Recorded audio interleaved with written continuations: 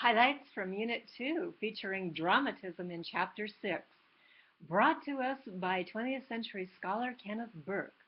Burke believed, like Shakespeare, that we live our lives on a stage, but for Kenneth Burke, this stage was created through our language choices. The terminology that Burke constructed is called the dramatistic pentad. The pentad, as its name suggests, contains 5 elements: scene, act, agent, agency, and purpose. The scene is the context, the words that describe where and when something occurs to paint a vivid picture of that context. The act is what was accomplished, what activity was performed, and again the strategic use of verbs to get across the importance of the activity. The agent is the character or characters who perform the act. How do we describe them? Are they family persons? Are they full of integrity? Are they full of mischief? Are they curious? What words do we use to describe the agent who is involved in performing the activity?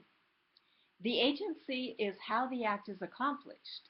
Right now, you're looking at a YouTube video, which I'm using to accomplish the act of teaching the persuasion model of dramatism to you.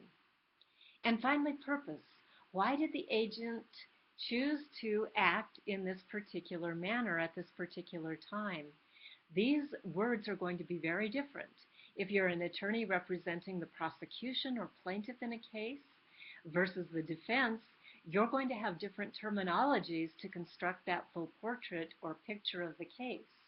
If you're arguing foreign policy, surveillance versus privacy, or privacy versus surveillance, you're going to have, again, very different terminologies to set forth your case.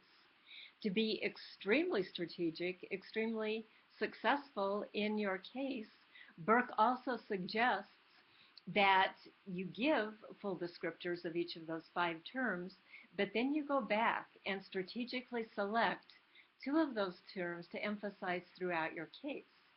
It might be the scene and the agent. It might be the purpose and the act.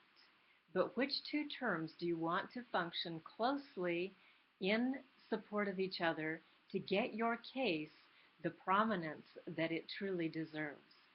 Hope this will be helpful to you as you look at your persuasion playbook and think about dramatism as a model that you can use to accomplish your goal.